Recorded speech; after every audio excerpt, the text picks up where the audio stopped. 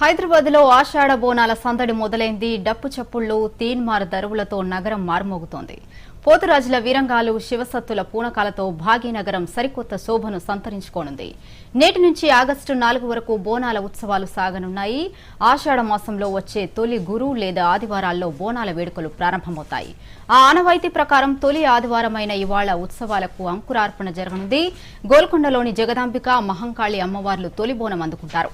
దశాబ్ది బోనాల వేడుకల పేరుతో ఈసారి ప్రభుత్వం బోనాల జాతరను మరింత శోభాయమానంగా నిర్వహించేందుకు ఏర్పాట్లు చేసింది. బోనాలకు ప్రభుత్వం 20 కోట్ల రూపాయల నిధులను కేటాయించింది.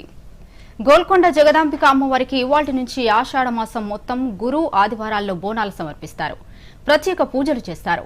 ఇవాళ తొలి పూజ కావడంతో ప్రభుత్వం తరపున దేవాదాయ శాఖ మంత్రి కొండా సురేఖ అమ్మవారికి పట్టు వస్త్రాలను సమర్పించనున్నారు. లంగర్ హౌజ్ నుంచి ఊరేగింపుగా వెళ్లి చోట బజార్లోని పూజారి ఇంట్లో ఉన్న అమ్మవారి ఉత్సవ విగ్రహాలకు పట్టు వస్త్రాలు సమర్పిస్తారు. అనంతరం బంజారా దర్వాజా వైపు నుంచి నజర్ బోనం తీసుకుని అమ్మవారి ఊరేగింపు గోల్కొండ కోటకు చేరుకుంటారు. ఆలయంలో అమ్మవారి ఘటాలను ఉంచిన తరువాత భక్తులు బోనాలు సమర్పిస్తారు. ఆషాఢ బోనాల ఉత్సవాలను అత్యంత వైభవపేతంగా నిర్వహిస్తున్నట్లు అటవీ, పర్యావరణ, దేవాదాయ శాఖ మంత్రి కొండా సురేఖ తెలిపారు.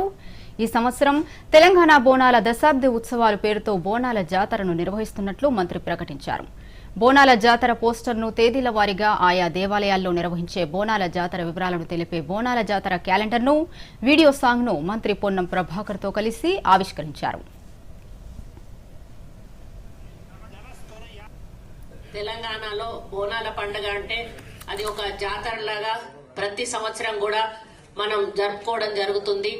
మరి ఈ కార్యక్రమాన్ని పోయిన ప్రభుత్వం కంటే కూడా ఇంకా ఆర్భాటంగా, అట్టహాసంగా, ఎటువంటి మరి ఇబ్బందులు లేకుండా భక్తులకు అన్ని సౌకర్యాలు కూడా కల్పించి వాళ్ళు బోనాలు సమర్పించుకొని వాళ్ళు మొక్కులు చెల్లించుకొని క్షేమంగా ఇంటికి వెళ్లే విధంగా మరి మా కార్యక్రమాలు తీసుకోవాలని చాలా అడ్వాన్స్ గా మేము మీటింగ్స్ పెట్టుకుంటూ నిర్ణయాలు తీసుకుంటూ ఈ రోజు అన్ని ఒక కొలికి వచ్చిన తర్వాత ఇక్కడ చెక్కుల పంపిణీ కార్యక్రమం ఏర్పాటు చేయడం జరిగింది.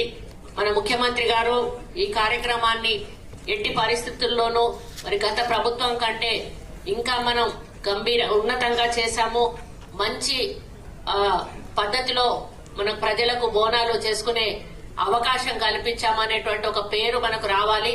ఎక్కడా కూడా కాంప్రమైజ్ కావాల్సిన అవసరం లేదు అని చెప్పి వారు కోరగానే 20 కోట్ల రూపాయలు కూడా ఇచ్చిన విషయం మనందరికీ కూడా తెలుసు.